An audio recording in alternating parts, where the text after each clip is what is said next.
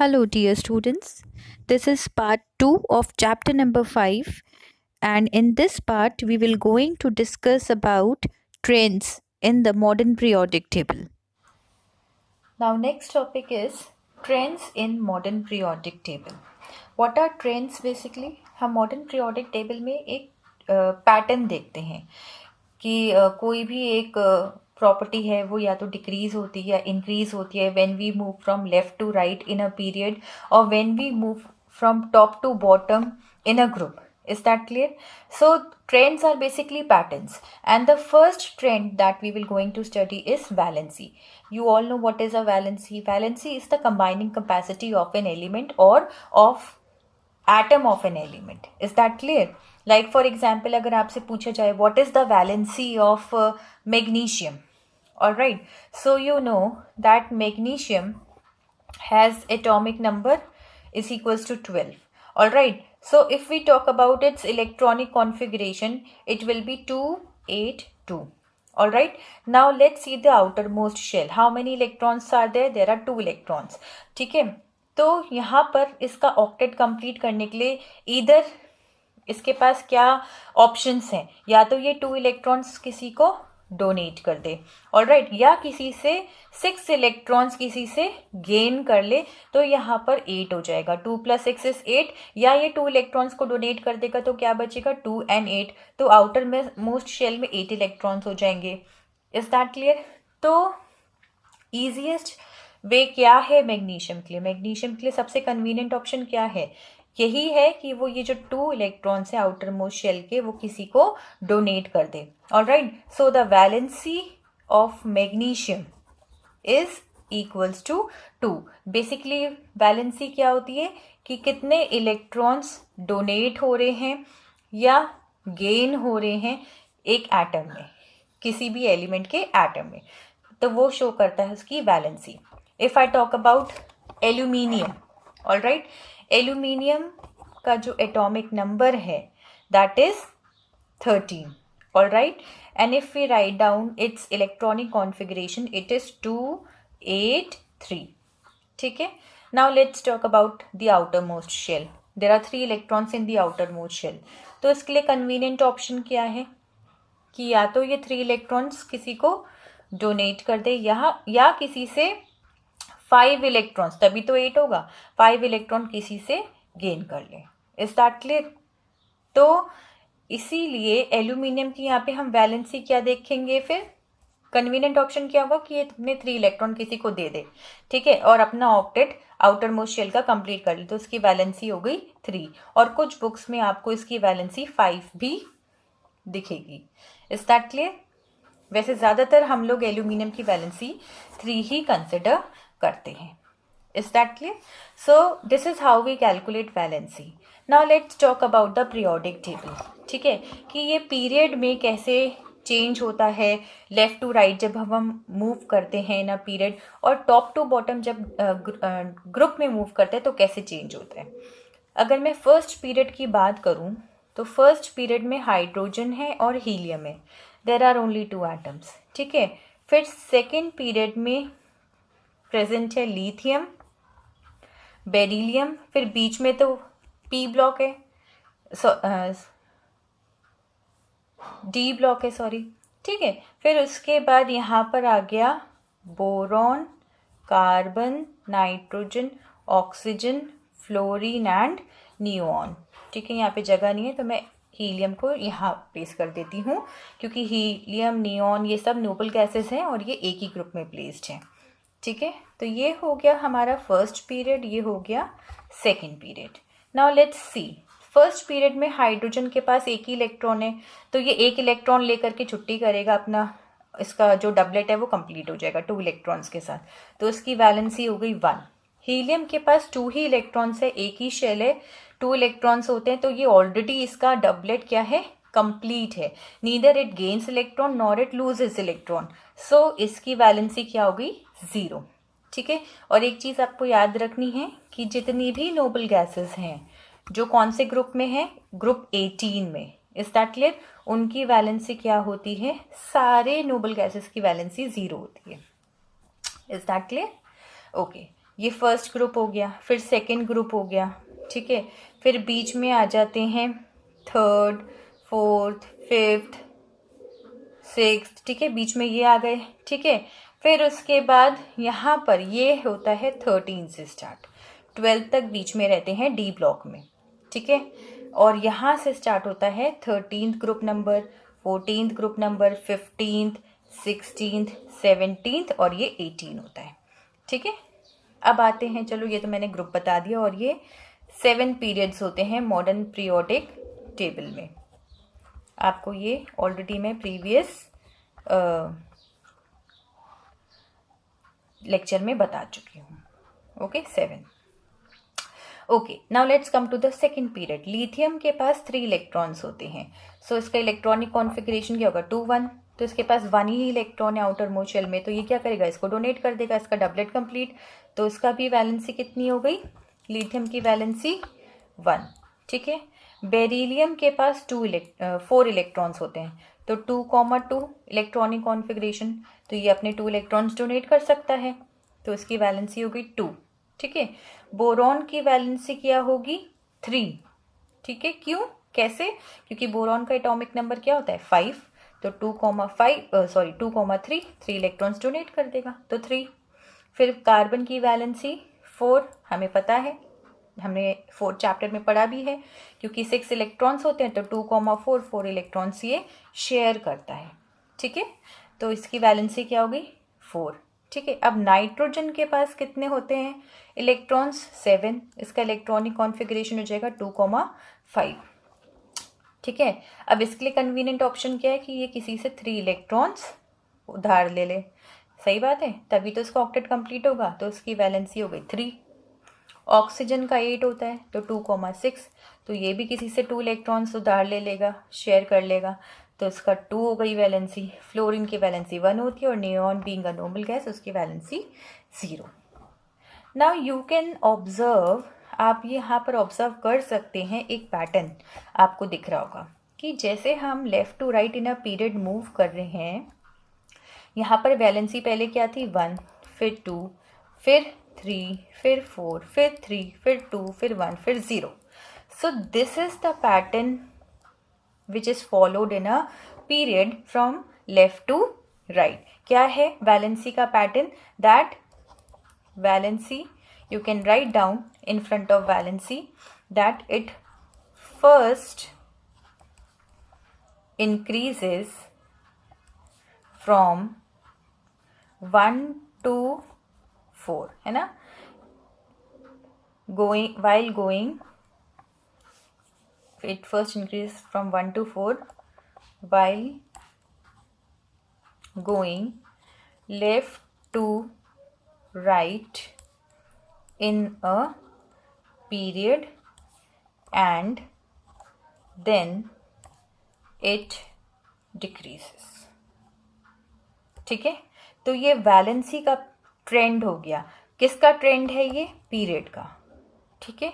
आपको वैलेंसी के आगे 1 नंबर डाल करके फिर यहाँ से स्टार्ट करना है। It first increases from 1 to 4 from while going left to right in a period and then it decreases, फिर दोबारा से 3 2 1 0 हो जाता है। Is that clear? So this is the pattern followed by a valency in a period. अब हम देखते हैं ग्रुप की बात, सेकेंड है ग्रुप, ओके। ग्रुप भी देख लेते हैं। अब यहाँ स्पेस नहीं है, तो let me show you somewhere else. Okay, now this is group 1. These are the elements of group 1: hydrogen, lithium, sodium, potassium, rubidium, cesium, francium. Okay, now let's see the trend in valency यहाँ पर कैसे show होता है। Hydrogen की valency हमने अभी पढ़ी थी 1, लिथियम की भी वैलेंसी क्या है 1, सोडियम की वैलेंसी कितनी होगी 1। क्यों? क्योंकि सोडियम का एटॉमिक नंबर 11 होता है, तो इसका कॉन्फ़िगरेशन क्या होगा 281। तो इसके लिए भी कन्वीनियंट ऑप्शन क्या है कि ये 1 इलेक्ट्रॉन को डोनेट कर देगा, तो इसलिए 1 आ गया। पोटेशियम की भी वैलेंसी 1 होती है, रुबीडियम, सीजियम, फ्रेंशियम की भी क्या होती है 1। That means in a group valency remains the same. Is that clear? In a group, ये ग्रुप की बात हो रही है। पीरियड का मैं आपको ऑलरेडी लिखवा चुकी हूँ, that it first increases and then it decreases from going left to right in a period. और ग्रुप में क्या होता है, वैलेंसी रिमेन्स द सेम। आपने देख लिया है। मैं ग्रुप 2 का भी आपको एग्जाम्पल देती हूँ, ठीक है। ग्रुप 2 में कौन कौन से एलिमेंट्स प्रेजेंट हैं? बेरिलियम, मैग्नीशियम, कैल्शियम,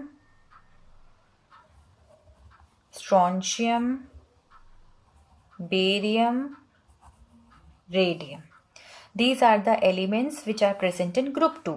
बेरिलियम की वैलेंसी अभी हमने देखी थी 2, मैग्नीशियम की भी 2 होती है, ठीक है। 12 है तो 2 8 2 हो जाएगा, 2 इलेक्ट्रॉन्स डोनेट कर देगा। कैल्शियम की भी 2 होती है, स्ट्रोंशियम की भी, बेरियम की भी, रेडियम की भी 2। इसका मतलब ग्रुप 1 की कितनी हो गई? 1 वैलेंसी, ग्रुप 2 की 2 ग्रुप, उसके बाद बोरॉन वाले पे आते हैं 13, ठीक है, उसकी 3 हो गई, 4 हो गई, 5 6।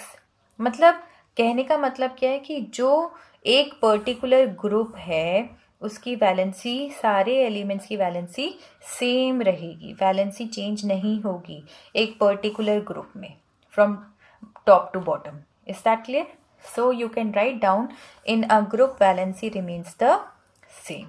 ये आप सेकेंड पॉइंट डाल करके वैलेंसी में लिख लीजिए। फर्स्ट पॉइंट है आपका पीरियड, ठीक है, उसमें मैंने आपको ऑलरेडी लिखवा दिया है। It first increases from 1 to 4 while going left to right in a period and then it decreases.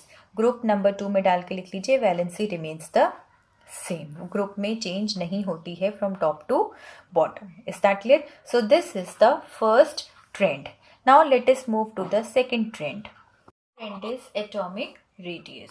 What is atomic radius? Atomic radius means किसी भी एटम का अगर हम स्ट्रक्चर देखते हैं, in the centre nucleus is present and तो जो atomic radius है वो क्या होता है? From the nucleus to the outer most shell, जो डिस्टेंस होता है उसको हम उसका एटॉमिक रेडियस बोलते हैं। किसी भी एटम का न्यूक्लियस से लेके आउटर मोस्ट शेल तक का distance is known as atomic radius. Is that clear?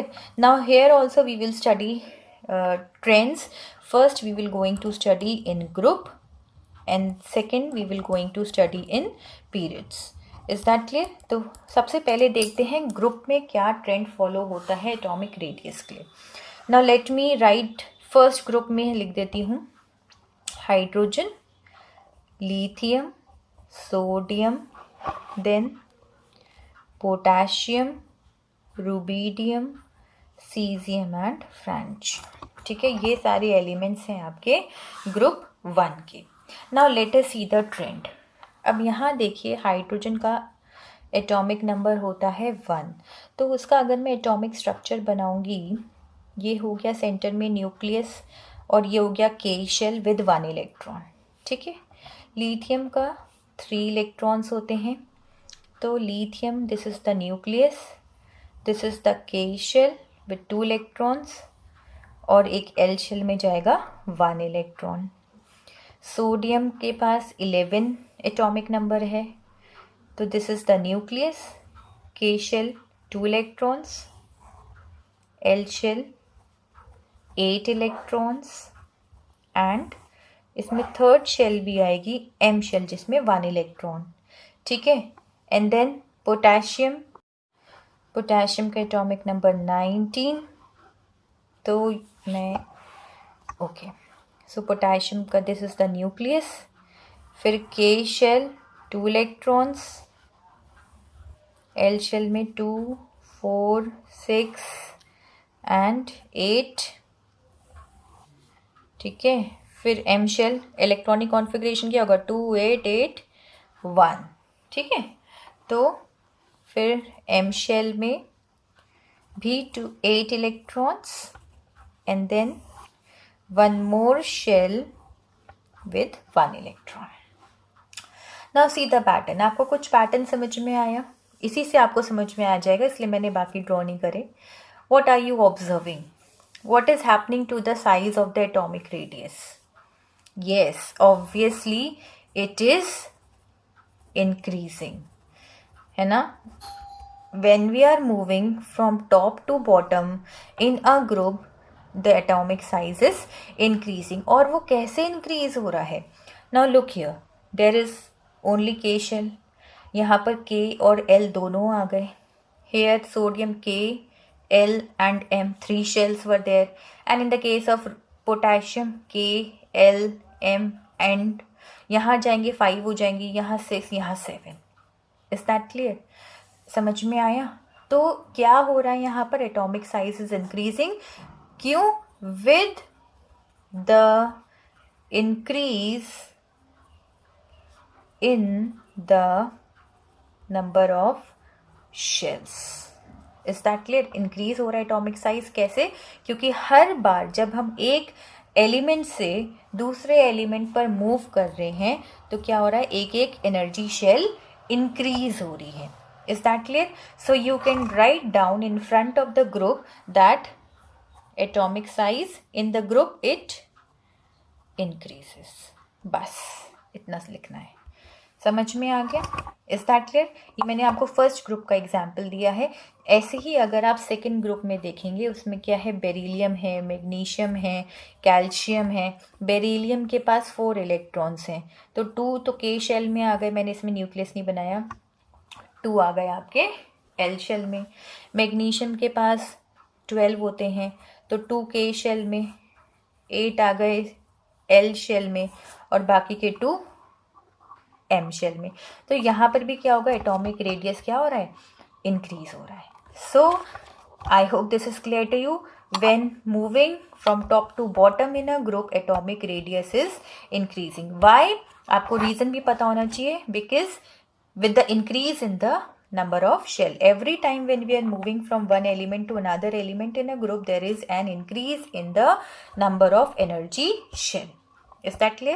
So I hope this is clear to you. Now let's see the pattern of atomic radius and period. Okay, now I am going to write. मैं first period नहीं लिखती हूँ क्योंकि 2 ही elements हैं, hydrogen, helium. Second period के elements लिखती हूँ. Lithium, beryllium, boron, carbon, nitrogen, oxygen, fluorine and neon. Is that clear? जो मैं एक पीरियड आपको एक्सप्लेन कर रही हूँ ये ट्रेंड जो है सारे पीरियड्स में वही सेम एप्लीकेबल है. ठीक है? इसलिए परेशान मत होना कि मैम ने बाकी पीरियड्स का एग्जाम्पल नहीं दिया या बाकी ग्रुप्स का एग्जाम्पल नहीं दिया. सब में सेम ट्रेंड फॉलो होता है. Okay, now let's see. Lithium के पास कितने इलेक्ट्रॉन्स होते हैं? 3. तो इसको कैसे अरेंज करेंगे? This is the nucleus, K shell, 2 electrons यहाँ एंड L शेल में सेकेंड इलेक्ट्रॉन आ गया. बेरिलियम में भी देखते हैं 4 इलेक्ट्रॉन्स होते हैं. लिथियम के 3 हैं, बेरिलियम 4, बोरॉन 5, 6, 7, 8, 9, 10. लिथियम का this is the nucleus, this is the K shell, 2 electrons और बाकी के 2 इलेक्ट्रॉन्स कहाँ जाएंगे? L शेल में. बोरॉन 5 है तो 2 in the K shell and 3 in the L shell. Carbon 6 है, 2 in the K shell and 4 in the L shell. Nitrogen 2 in the K shell, 5 in the L shell. Oxygen 2 in the K shell and 6 in the L shell. फिर fluorine है 2 in the K shell, ठीक है, और 7 कहाँ आ गए आपके L shell में. तो यहाँ पे आप क्या देख रहे हो?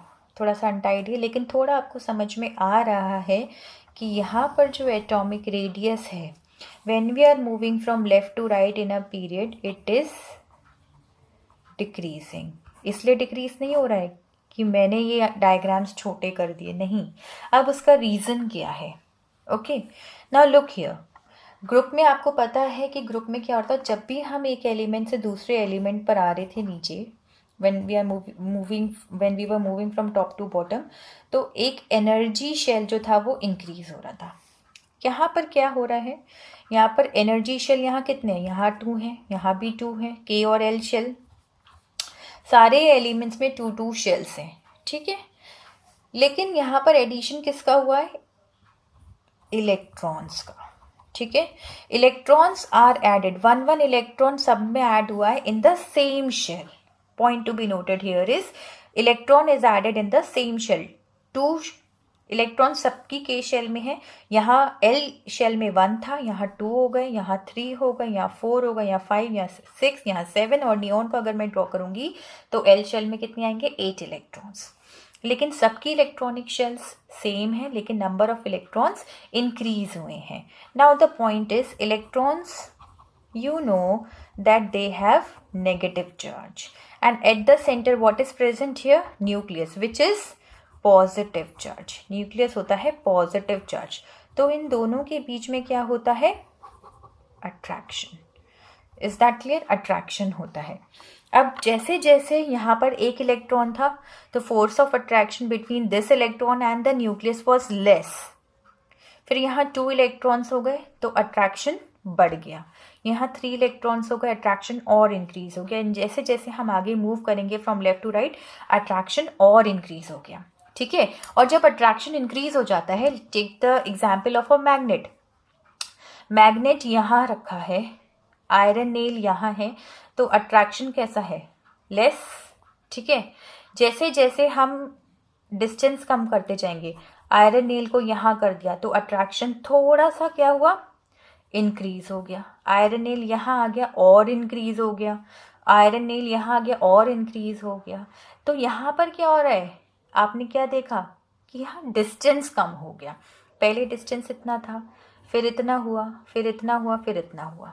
Is that clear? तो यहाँ पर भी यही हो रहा है. जैसे जैसे अट्रैक्शन एक एक इलेक्ट्रॉन के ऐड होने से इंक्रीज हो रहा है इलेक्ट्रॉन्स, आउटर मोस्ट इलेक्ट्रॉन्स और न्यूक्लियस के बीच में, वैसे वैसे the size of atom is decreasing. वो अपनी तरफ खींचेगा. न्यूक्लियस सेंटर में है, आउटर मोस्ट इलेक्ट्रॉन है, तो न्यूक्लियस इलेक्ट्रॉन्स को अपनी तरफ अट्रैक्ट करेगा. तो इसीलिए जो साइज है वो कॉन्ट्रैक्ट होता जाएगा, अंदर अंदर होता जाएगा.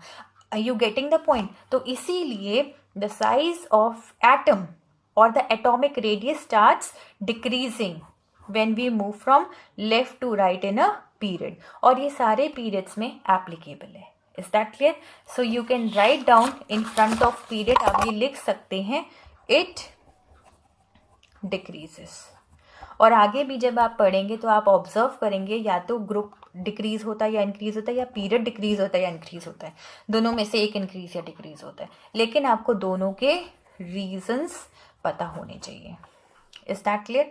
सो एटॉमिक रेडियस का क्या ट्रेंड है? इन अ ग्रुप इट इंक्रीजेस, क्योंकि क्या हो रहा है? एक एक इलेक्ट्रॉनिक शेल इंक्रीज हो रही है. And in a period it decreases because क्या हो रहा है? इलेक्ट्रॉन ऐड हो रहा है लेकिन सेम शेल में हो रहा है, इसीलिए अट्रैक्शन ज़्यादा इंक्रीज हो रहा है एक इलेक्ट्रॉन में और एक और न्यूक्लियस में. तो अट्रैक्शन की वजह से न्यूक्लियस इलेक्ट्रॉन्स को अपनी तरफ अट्रैक्ट करेगा, तो इसीलिए जो साइज ऑफ एटम है या एटॉमिक रेडियस है वो कॉन्ट्रैक्ट होगा, डिक्रीज होगा. I hope this is clear. Alright. Now the third trend is metallic and non-metallic character. Metallic character का मतलब क्या है कि इसमें किसकी प्रॉपर्टीज हैं? मेटल्स की. Is that clear? Non-metallic character का मतलब नॉन मेटल्स की प्रॉपर्टीज. ठीक है, अब इसमें भी हम 2 चीज़ें पढ़ेंगे, in a group and in a period. लेकिन इसमें हम दोनों को अलग अलग पढ़ेंगे.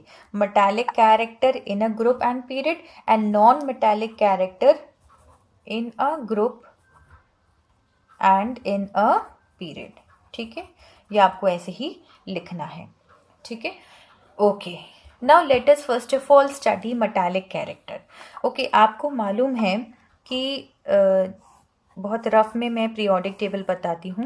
ये पीरियोडिक टेबल है सपोज. ठीक है, तो मैक्सिमम पोर्शन यहाँ तक जितने भी एलिमेंट्स हैं वो सब क्या हैं? मेटल्स हैं. यहाँ पर ये सारे क्या प्रेजेंट है? Non metals. और यहाँ पर कुछ मार्जिन पर कुछ क्या प्रेजेंट है? मेटेलॉइड्स. Is that clear? तो आप ऐसे समझ सकते हैं that left hand side of the periodic table consists of metals and right hand side of the periodic table consists of non-metals. Is that clear? Okay, ये बताना ज़रूरी था, अब आपको और क्लियरली समझ में आएगा। Now let us first of all see group. Metallic character group में कैसे चेंज होता है। मैं फर्स्ट ग्रुप ही ड्रॉ करूँगी। Hydrogen, lithium, sodium, potassium, rubidium, caesium and francium. So these are the elements of group 1. Okay. Now metallic character यहाँ पर कैसे चेंज हो रहा है। मेटालिक कैरेक्टर का मतलब उसमें मेटल्स की प्रॉपर्टीज़ होनी चाहिए। ठीक है, मेटल्स की प्रॉपर्टीज़, जो मेन प्रॉपर्टी है मेटल की वो क्या है, दैट मेटल्स क्या करते हैं, they loses electrons. Is that clear. Metals की मेन प्रॉपर्टी क्या है, दे लूजेस इलेक्ट्रॉन्स। ठीक है, अब बात करते हैं हम ग्रुप में। ग्रुप में हाइड्रोजन के पास देयर इज ओनली 1 इलेक्ट्रॉन, तो ये क्या करता है, अपना ये इलेक्ट्रॉन इजीली डोनेट कर देता है। लिथियम के पास भी क्या है, कितने इलेक्ट्रॉन्स हैं, टोटल 3, तो 2 और 1 हो गए। सोडियम के पास 2, 8, 1 है। पोटेशियम के पास 2, 8, 8, 1 है। रुबिडियम, सीजियम, फ्रेंशियम आपकी अभी ये तो सिलेबस में है भी नहीं, तो मैं आगे इसको नहीं बताऊंगी। ठीक है, तो हम बात करते हैं यही चारों एलिमेंट्स की। अब आप यहाँ पर देखो क्या हो रहा है। हाइड्रोजन का मैं स्ट्रक्चर बनाती हूँ, ये न्यूक्लियस हो गया, ये के शेल हो गया।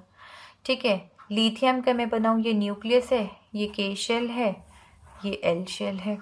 सोडियम, ये के शेल में 2 इलेक्ट्रॉन्स, एल शेल में 8 इलेक्ट्रॉन्स, और एक और शेल आ गई एम शेल में 1 इलेक्ट्रॉन।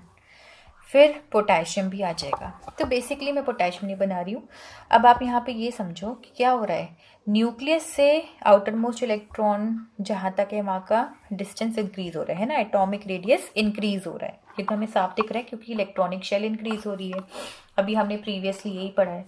तो जब डिस्टेंस इंक्रीज होगा तो आप मुझे बताइए कि जो अट्रैक्शन है वो इंक्रीज होगा या डिक्रीज होगा।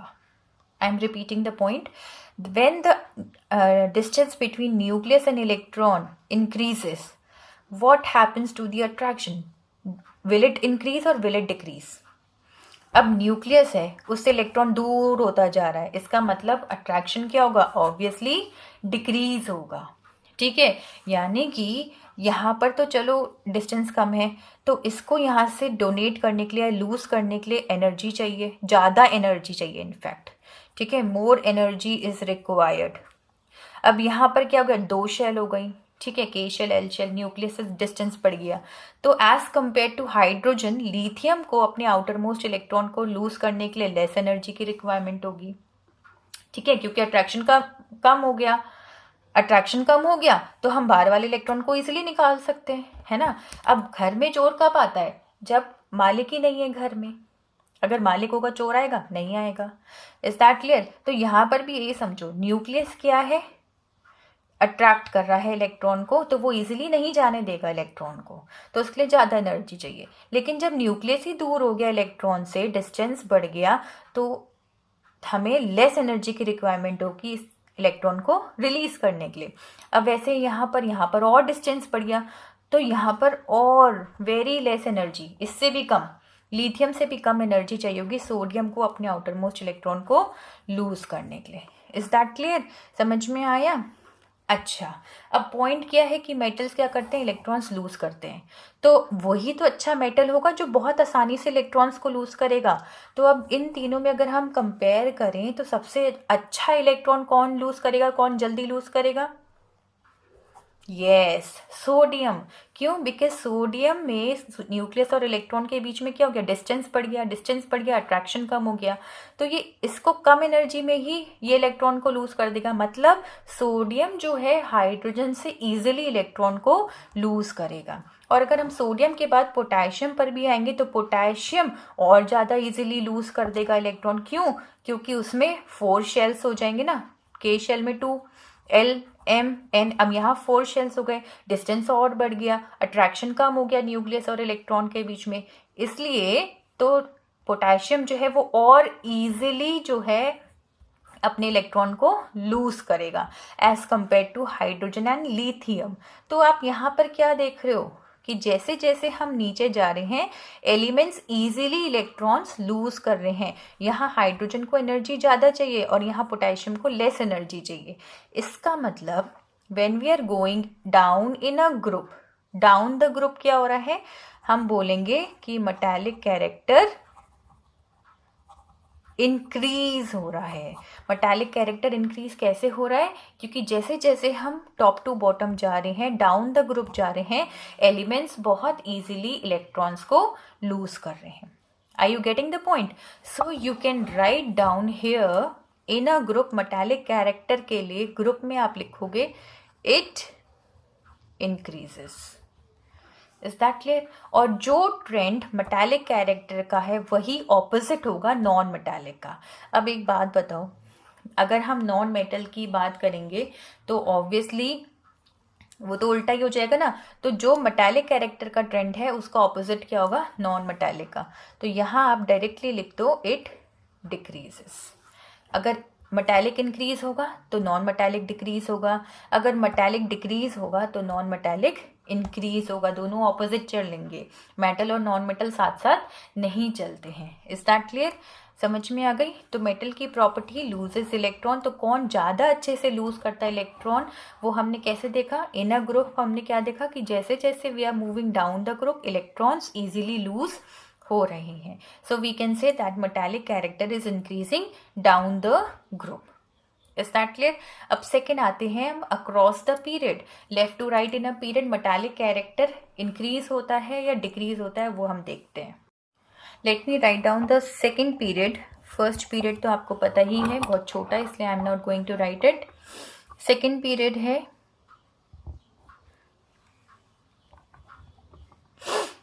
Lithium, beryllium, boron, carbon, nitrogen, oxygen, fluorine and neon. Is that clear? So ये है सेकेंड पीरियड के एलिमेंट्स। अब यहाँ पर देखते हैं क्या हो रहा है। मैंने आपको स्टार्टिंग में बताया था कि जब हम पीरियोडिक टेबल में लेफ़्ट टू राइट मूव करते हैं, लेफ्ट साइड क्या प्रेजेंट है, मेटल्स, और नॉन मेटल्स कहाँ प्रेजेंट है, right hand side of the periodic table. तो जब हम लेफ़्ट टू राइट जा रहे हैं तो क्या हो रहा है, ये मेटल है, ये मेटल है, ये मेटल है, ये क्या है, नॉन मेटल्स आ गए।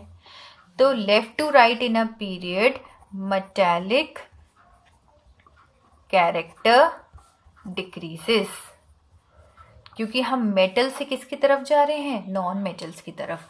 ये तो मेटल्स की प्रॉपर्टीज शो करेंगे, लिथियम, बेरिलियम, बोरॉन। कैसे, मेटल्स की क्या प्रॉपर्टीज मैंने बताई है, लूजेस इलेक्ट्रॉन, और नॉन मेटल्स की प्रॉपर्टी है दे गेन इलेक्ट्रॉन। ये हो गई मेटल्स की और ये है नॉन मेटल्स की प्रॉपर्टी। Is that clear? तो कार्बन आपको पता है शेयरिंग करता है, neither it gains neither it nor it loses. Nitrogen gain करता है, ऑक्सीजन गेन करता है, फ्लोरीन गेन करता है, नियॉन का ऑलरेडी ऑक्टेट कंप्लीट है। Is that clear? तो ये बाकी के 3 इलेक्ट्रॉन क्या करते हैं, इलेक्ट्रॉन्स डोनेट करते हैं, बाकी यहाँ पर इलेक्ट्रॉन गेन होते हैं। तो यहाँ तक तो मेटल कैरेक्टर है, यहाँ पर नॉन मेटल है। So we can say when we are moving across the period from left to right metallic character decreases. और मेटालिक कैरेक्टर डिक्रीज हो रहा है तो इंक्रीज कौन सा कैरेक्टर हो रहा है, नॉन मेटालिक। येस और नो? तो you can write down that non metallic character increases, क्योंकि मेटल से हम किसकी तरफ आ रहे हैं, नॉन मेटल्स की तरफ। मेटल से we are going to non metal side. Is that clear? तो आप यहाँ पर लिख सकते हैं in a period metallic character क्या हो रहा है, decreases. Left to right decrease हो रहा है, अभी आपको समझाया। और नॉन मेटालिक कैरेक्टर क्या हो रहा है, it increases. Is that clear? दोनों ऑपोजिट हैं, ये इंक्रीज है, ये डिक्रीज है, ये डिक्रीज है, तो ये इंक्रीज है। I hope this is clear to you. आपको समझ में आ गया होगा। Okay okay, so we have discussed about the metallic and non metallic character. Metallic character जैसे मैंने आपको बता दिया, मेटल्स क्या करते हैं, कैसे मेटालिक कैरेक्टर शो करते हैं, by losing electron, they lose electron, ठीक है। और नॉन मेटल्स क्या करते हैं, दे गेन इलेक्ट्रॉन्स, ठीक है, इससे मैं अब आपको एक बात समझाती हूँ। जब इलेक्ट्रॉन्स लूज होते हैं मेटल्स, तो वो इसको हम बोलते हैं that they are electro positive in nature. ठीक है, they are electro positive in nature. Okay, and when non metals gain electrons, तो उसको हम बोलते हैं they are electronegative in nature. कैसे? जैसे मेटल है, for example magnesium is a metal, इसके पास 2 इलेक्ट्रॉन, ये अपने 2 इलेक्ट्रॉन लूज करके क्या बनाता है, Mg+2, तो ये पॉजिटिव बन गया ना, इलेक्ट्रो पॉजिटिव। ठीक है, ऑक्सीजन है, उसके पास 8 इलेक्ट्रॉन्स हैं, 2 6, तो ये 2 इलेक्ट्रॉन्स गेन करके क्या बनाता है, O-2, तो ये क्या बन गया, नेगेटिव, इलेक्ट्रो नेगेटिव इन नेचर। तो मेटल्स होते हैं इलेक्ट्रो पॉजिटिव, नॉन मेटल्स होते हैं इलेक्ट्रो नेगेटिव इन नेचर। ठीक है, तो हम इलेक्ट्रोनेगेटिविटी भी एक ट्रेंड है, मैंने लास्ट ईयर भी कराया है क्लास में, तो मैं अभी भी बताती हूँ एक इलेक्ट्रोनेगेटिविटी के बारे में भी। This is also a trend, ये आप डिटेल में हायर क्लासेस में पढ़ेंगे। So what is electronegativity? It is the tendency of an atom to lose electrons from its outermost shell. Is that clear? So what is electronegativity? It is the tendency of an atom to lose electron from its outermost shell. अब जब यहाँ पर मैंने सही लिखा है क्या electronegativity? No, tendency of an atom to gain electron, not lose electron. Electronegative nature कब आता है? जब इलेक्ट्रॉन गेन होते हैं। ठीक है, it is the tendency of an atom to gain electron from its outer most shell. तो ये बेसिकली हम किसकी बात कर रहे हैं? नॉन मेटल्स की। तो अभी हमने जो नॉन मेटालिक कैरेक्टर पढ़ा है, उसी का जो ट्रेंड है वो सेम इलेक्ट्रोनेगेटिविटी में भी फॉलो होता है। अगर मैं आपसे बोलूँ फर्स्ट यहाँ पर डाउन द ग्रुप क्या ट्रेंड होगा, इलेक्ट्रोनेगेटिविटी क्या होगी, इंक्रीज होगी या डिक्रीज होगी? तो देखिए फर्स्ट ग्रुप में क्या कौन कौन से एलिमेंट्स प्रेजेंट होते हैं? हाइड्रोजन, लिथियम, सोडियम, पोटेशियम, इसी से आपको समझ में आ जाएगा। तो डाउन द ग्रुप क्या हो रहा है? ये जो एलिमेंट्स हैं ये इजीली इलेक्ट्रॉन्स लूज करते हैं। अब जब इजीली इलेक्ट्रॉन्स लूज करेंगे तो उनमें मेटल कैरेक्टर ज़्यादा होगा या नॉन मेटल ज़्यादा होगा? ऑब्वियसली मेटल कैरेक्टर ज़्यादा होगा। जब मेटल कैरेक्टर ज़्यादा होगा तो नॉन मेटालिक कैरेक्टर क्या होगा? डाउन द ग्रुप क्या होगा? It decreases. Is that clear? और यही ट्रेंड आपने लिखा है नॉन मेटालिक कैरेक्टर में भी। अगर आप अभी चेक करेंगे तो उसमें भी लिखा है down the group it decreases. क्यों? क्योंकि डाउन द ग्रुप जैसे हम मूव कर रहे हैं, जो न्यूक्लियस और इलेक्ट्रॉन के बीच में जो अट्रैक्शन है उसको क्या बोलते हैं? आपकी एनसीईआरटी बुक में भी लिखा है इफेक्टिव न्यूक्लियर चार्ज। ठीक है, इफेक्टिव न्यूक्लियर चार्ज जो है वो क्या हो रहा है? इंक्रीज होगा या डिक्रीज होगा? डाउन द ग्रुप डिक्रीज हो जाएगा। इसका मतलब अट्रैक्शन न्यूक्लियस और आउटर मोस्ट इलेक्ट्रॉन के बीच में क्या होगा? कम हो जाएगा। इसका मतलब न्यूक्लियस का जो चार्ज होगा इलेक्ट्रॉन पे वो कम होगा, अट्रैक्शन कम हो जाएगा, डिक्रीज हो जाएगा इफेक्टिव न्यूक्लियर चार्ज, जिसकी वजह से जो एलिमेंट्स प्रेजेंट हैं डाउन द ग्रुप वो इजीली इलेक्ट्रॉन्स को लूज करेंगे और मेटल प्रॉपर्टी को अच्छे से शो करेंगे। तो यहाँ पर इलेक्ट्रोनेगेटिविटी की बात हो रही है, गेनिंग ऑफ इलेक्ट्रॉन्स की बात हो रही है, ना कि लूजिंग ऑफ इलेक्ट्रॉन। तो इसीलिए down the group it decreases. ठीक है, सेकेंड हम बात करते हैं across the period, left to right की अगर हम बात करें तो क्या होता है? अभी आपको पता है कि लेफ्ट साइड में ज़्यादातर क्या प्रेजेंट है? मेटल्स, है ना।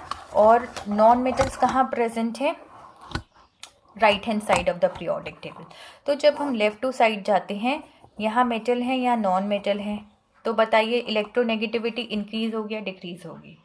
Left to right electronegativity will increase because we are moving from metals to non-metals. Non-metals क्या करते हैं? They gain electron. और electronegativity भी क्या है? Gaining of electron. Tendency of atom to gain electron. Is that clear? So across the period क्या होता है, electronegativity it increases. Is that clear? So you can note down. ठीक है, is that clear to you? एक और चीज़ आपको समझनी है, आपकी एनसीईआरटी बुक में भी लिखा हुआ है, अगर आप इसी पैराग्राफ को पढ़ेंगे, दैट ऑक्साइड्स ऑफ मेटल्स जो होते हैं they are basic in nature. Oxides of metal oxides जितने भी होते हैं, like magnesium oxide, calcium oxide, sodium oxide, ये सारे क्या है, मेटल. ऑक्साइड्स ऑक्सीजन के साथ रिएक्ट करते हैं तो ऑक्साइड्स बनाते हैं. So these are all basic in nature. Is that clear? And non metal oxides जो होते हैं they are acidic in nature. Oxides of non metals, for example carbon dioxide, ठीक है, CO2, CO है ना, SO2, ये सब क्या है, पॉइजनस गैसेस होती हैं, है ना. CO2 तो हम अपनी बॉडी से रिलीज आउट करते हैं. कार्बन मोनोऑक्साइड भी पॉइजनस गैस है. तो ये एसिडिक होती हैं, इसीलिए ये हार्मफुल गैसेस में आती हैं. Is that clear? So oxides of metals are basic in nature, ये पॉइंट आपको याद रखना है. And oxides of non metals are acidic in nature. अब ये पॉइंट्स मैंने आपको बताए हैं और इनमें से क्वेश्चंस कैसे आते हैं बोर्ड एग्जाम में, ये मैं आपको बताती हूँ. So I want to discuss few questions with you all so that you understand better कि what type of questions come in exam from these topics. All right. So these are few questions and these questions are taken from your NCERT books only. Okay. So the first question is, by considering their positions in the periodic table, which one of the following element would you expect to have maximum metallic characteristics? So these are the 5 elements: gallium, germanium, arsenic, selenium and beryllium. These are metalloids. This is a metal. Okay, so these 4 are metalloids and beryllium is a metal. So सबसे ज़्यादा metallic character obviously किस में होगी, beryllium में. Okay, second question is, which element has number 1 2 shells, both of which are completely filled with electrons? 2 shells, so K shell में कितने होने चाहिए, 2, और L shell में 8. So which element has 2 shells, both of which are completely filled with electron? 2 + 8 is 10 and 10 electrons, ये atomic number किसका होता है, neon. So neon is the answer. आपको एलिमेंट्स के नेम बताने हैं और उस कुछ यहाँ पर हिंट्स दी हुई हैं. आई होप फर्स्ट आपको समझ में आ गया. Second is the electronic configuration is 282. This is very easy. 282 12 which is the electronic configuration of magnesium. Third is a total of 3 shells with 4 electrons in its valence shell. 3 shells है KLM और 4 electrons किस में है, valence shell में. 4 electrons तभी होंगे जब बाकी की जो 2 पहली शेल्स है वो कंप्लीटली फिल्ड होंगी. So which element, 2 + 8 10 + 4 is 14. Silicon. Okay, silicon और सिलिकॉन जो भी आप बोलते हैं. So this is the answer. Then the fourth is a total of 2 shells with 3 electrons in its valence shell. 2 shell हैं और 3 इलेक्ट्रॉन्स वैलेंस शेल में, तो यहाँ पे 2 होंगे. 2 + 3 is 5 और 5 किसके इलेक्ट्रॉन्स होते हैं, boron. Okay, then last is twice as many as electron in its second shell as in its first shell. तो first shell K है और twice second shell में, तो first में तो 2 ही होते हैं, twice हो गए 4, तो 2 and 4 ये किसका हो गया, electronic configuration carbon. Okay, I hope this is clear to you. Now let's come to the third question. So this is the third question. The position of 3 elements A, B and C in the periodic table are shown below. So this is the table. Okay. A, B, C यहाँ पर ये mention है. Group 16 and Group 17 है. A part is state whether A is a metal or non-metal. Group 17 में आपको पता है क्या प्रेजेंट है, बिल्कुल 17 और लास्ट में आता है 18. तो यहाँ पर ज़्यादातर क्या प्रेजेंट है, नॉन मेटल्स हैं. और ग्रुप 17 में क्या प्रेजेंट है, हेलोजेंस हैं. Is that clear? तो आपको याद होना चाहिए. सो बेसिकली ग्रुप ए क्या हो गया, it is a non metal, element A is a non metal. ठीक है, फिर बी पार्ट क्या है, state whether C is more reactive और लेस रिएक्टिव देन ए। सो यहाँ पर आप देखिए ए ऊपर है, सी नीचे है। Is that clear? So A is more reactive than C, इसका आंसर है ए। ठीक है, C is less reactive than A, और we can say that A is more reactive, okay, then C. ठीक है, then C point is will C be larger और smaller in size than B. अब यहाँ size की बात हो रही है, सी को कंपेयर करना है बी के साथ। You have seen that C is present in group 16 और ग्रुप 17 में, सॉरी बी प्रेजेंट है 16 में और सी प्रेजेंट है 17 में। साइज़ की अगर हम बात करें तो across the period atomic radius क्या होता है, डिक्रीज। तो जब हम लेफ़्ट टू राइट मूव कर रहे हैं तो डिक्रीज होगा, यानी कि C is smaller than B. Okay, so you can write down here that C is smaller than B. Okay, then last is which type of ion, cation or anion will be formed by element A? Element A यहाँ पर halogens में, तो halogens में आपको पता है fluorine, chlorine, bromine, iodine, मैंने already लिख दिया। तो क्लोरीन का क्या होता है, Cl negative, it is an anion. Okay, I hope this is clear to you. Now let's move to the next question. Question number 4 is which is basic, MgO और CO, carbon monoxide. अभी मैंने आपको last में बताया भी था that metal oxides are basic in nature. तो इसमें से मेटल ऑक्साइड्स कौन सा है, magnesium oxide. So MgO is basic. अगर यहाँ होता विच इज एसिडिक तो आंसर क्या होता, carbon monoxide, but this is not the answer, MgO is basic. ठीक है, नेक्स्ट है arrange in increasing order on the basis of electronegativity. Electronegativity आपको अरेंज के बेसिस पर आपको ये एलिमेंट्स को अरेंज करना है इन द इंक्रीजिंग ऑर्डर। ऐसे क्वेश्चंस आते हैं, यहाँ पे इलेक्ट्रोनेगेटिविटी पूछा है, मेटालिक कैरेक्टर पूछ सकते हैं, वैलेंसी पूछ सकते हैं, एटॉमिक रेडियस पूछ सकते हैं। ओके, सो सबसे पहले आपको ऐसे क्वेश्चंस में क्या ध्यान करना है, पहले आप एलिमेंट्स को आइडेंटिफाई करिए कि ये एलिमेंट्स जो हैं ये किसी पीरियड के एलिमेंट हैं या किसी ग्रुप के एलिमेंट हैं, क्योंकि दोनों का ट्रेंड अलग होता है। सो आप देखो beryllium, oxygen, fluorine, lithium, boron, nitrogen, तो ये किसी ग्रुप के तो नहीं हैं। ये कौन से एलिमेंट्स हैं, ये सेकेंड पीरियड के एलिमेंट्स हैं। अब इनको हमें इलेक्ट्रोनेगेटिविटी के बेसिस पर इंक्रीजिंग ऑर्डर में अरेंज करना है। सो इलेक्ट्रोनेगेटिविटी इन अ पीरियड क्या होता है, लेफ़्ट टू राइट हम जब मूव करते हैं तो क्या होती है, इंक्रीज होती है। तो स्टार्टिंग फ्रॉम मेटल्स, मेटल्स में भी सबसे पहले क्या आएगा, यहाँ पर सबसे कम किसकी होगी, इंक्रीजिंग ऑर्डर में तो स्मॉल टू बिग चलता है। तो सबसे पहले आएगा लिथियम, देन आएगा बेरिलियम, देन कट करते रहते हैं जो होता जा रहा है, then boron,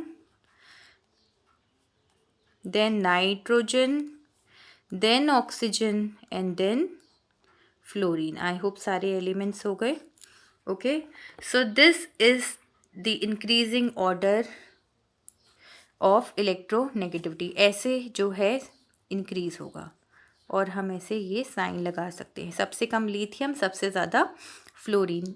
is that clear? इसमें ऐसे भी क्वेश्चन आ सकता है, arrange these elements in the decreasing order on the basis of atomic radius की अगर मैं बात करूँ, डिक्रीजिंग ऑर्डर में आपको अरेंज करना है। ठीक है, यही एलिमेंट्स लेते हैं। एटॉमिक रेडियस जो है इन अ पीरियड क्या होता है, याद करिए, इट डिक्रीजेस। ठीक है, एटॉमिक रेडियस क्या होता है, डिक्रीज होता है इन अ पीरियड। ओके, तो सबसे ज़्यादा किसका होगा, लिथियम, उससे कम होगा फिर बेरिलियम, फिर उससे कम होगा बोरॉन, फिर उससे कम नाइट्रोजन, फिर ऑक्सीजन और सबसे कम फ्लोरीन। सो ये क्या हो गया, decreasing order on the basis of atomic radius. Is that clear? समझ में आ गया आपको? सो ऐसे क्वेश्चंस आते हैं ट्रेंड्स में से, तो वैसे ही आते हैं। आपको 4-5 एलिमेंट्स दे देंगे, आपको सबसे पहले क्या करना होगा, उनको अरेंज करना होगा इंक्रीजिंग या डिक्रीजिंग ऑर्डर में। कोई भी आपको ट्रेंड दे सकते हैं। वैलेंसी अगर दे दी डाउन द ग्रुप तो आप लिख दो कि सेम है। अगर अक्रॉस द पीरियड है तो first it increases and then it decreases. ठीक है, atomic radius, electronegativity, metallic character, कुछ भी आ सकता है। तो आपको सबसे पहले ऐसे क्वेश्चंस में क्या आइडेंटिफाई करना है कि जो एलिमेंट्स गिवन है वो पीरियड के एलिमेंट्स हैं या किसी ग्रुप के एलिमेंट्स हैं, क्योंकि दोनों का ट्रेंड अलग है। फिर आपको समझना है कि ग्रुप में जो ट्रेंड गिवन है, यहाँ पे इलेक्ट्रोनेगेटिविटी गिवन है, तो वो पीरियड में डिक्रीज होता है या इंक्रीज, या ग्रुप के अगर एलिमेंट्स हैं तो वो ग्रुप में इंक्रीज होता है या डिक्रीज। फिर आप उनको अरेंज करना स्टार्ट करिए। Is that clear? So here we have completed our 5th chapter of chemistry and the course also. Okay students, I hope that you have understood the complete chapter. Please go through it again, and if you have any doubt, please do ask. All right, and revise it well. All the best.